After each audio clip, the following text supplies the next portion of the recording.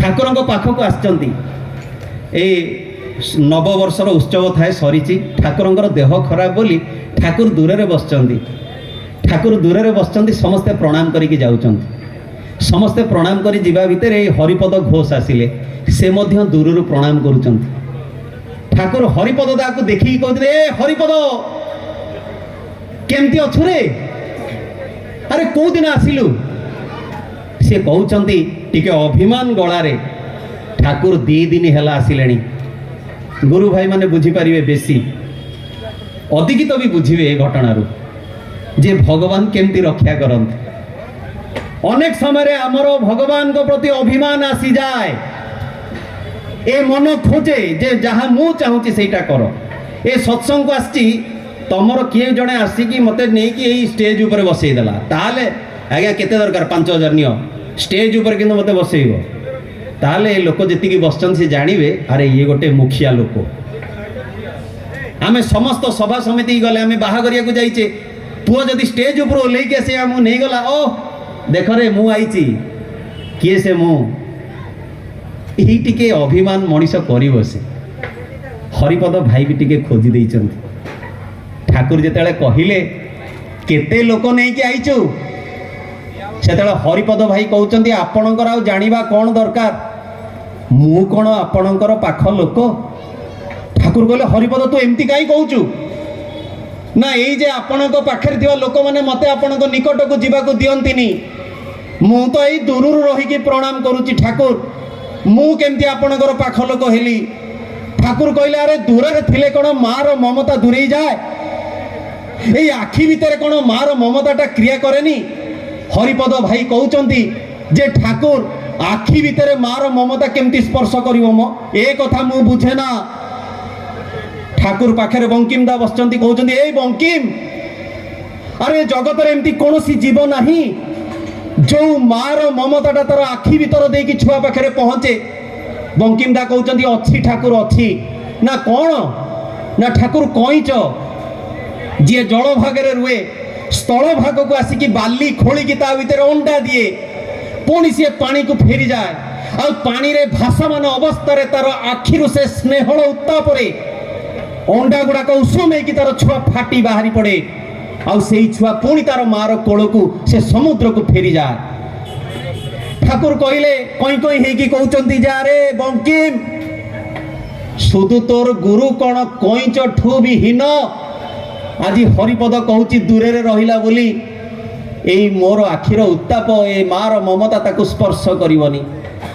হরিপদ ভাই কিন্তু বুঝু নাহান্তি, এ মনর অভিমান বুঝেই দিয়েনি যে সে কিয়ে, সে কি প্রেমময়।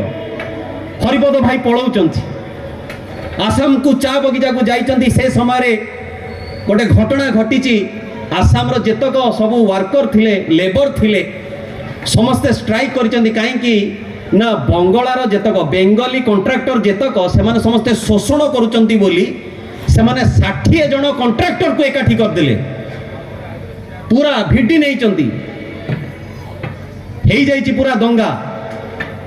60 जन कॉन्ट्रैक्टर को चर्च भितर पुरई की फायरिंग करिवार ऑर्डर दैचंती। এই 60 জন बंगाली कॉन्ट्रैक्टर भितर हरिपद घोष अच्छा विकल ठाकुर को डाकुचंदी, ठाकुर आमाके बचाओ, ठाकुर आमाके बचाओ, आमाके बचाओ। विकल ही प्रार्थना करुचंती।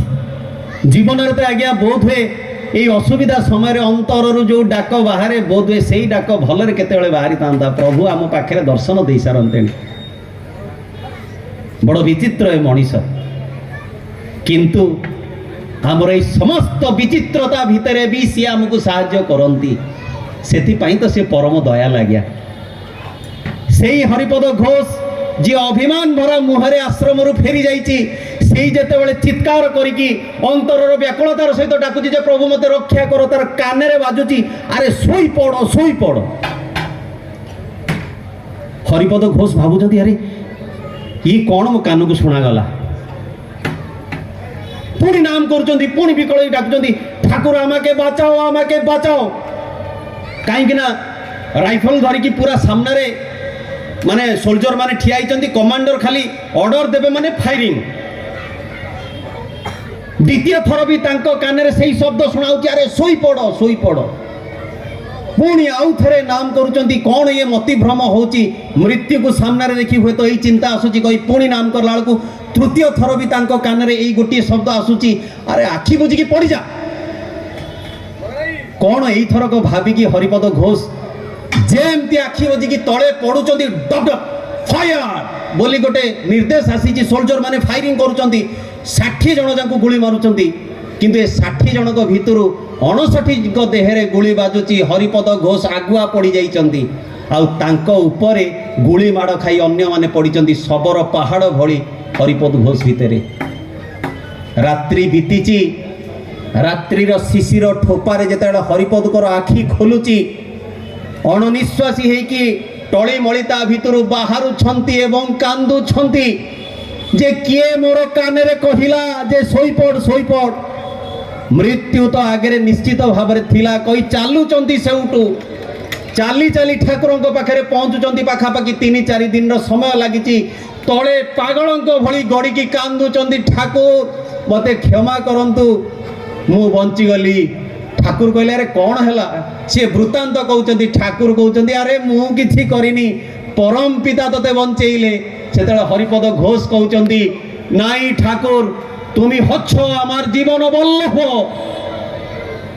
तुम्हें ही मते रक्षा करिच ठाकुर तुम्हें ही मते रक्षा करिच कही जो पागल भली गड़िकी कांदुचंती से ठाकुर निज संतान को तृप्त करने छाती चापी धरी से दिन ठाकुर कहते परम पितांकर आखिर बाहर किछि नुहे रे से दिन हरिपद भाई अभिमान करी पलैथिले ठाकुर मो कौन आपण पाख लोक ए होचंती श्री श्री ठाकुर अनुकूल चंद्र जहां पाखक आसिले अमीमांसित एमती कौन समस्या नहीं जार समाधान श्री श्री ठाकुर पाखे ना आउ जो समस्यार समाधान ठाकुर दे ना माने बुझी नुंतु जे समस्याटा ही मो पई हुए तो आशीर्वाद जदि टिके अभाव रे रही मोर जीवन अतिबाहित होची सही अभावटा मो पई भल हुए तो पैसा आसिले ता भितर मोर क्षति अछि ठाकुर कहले सत्संगीर अकल्याण हुए दिनक आगरु बा परे जदि जीवन रे आमे तांकु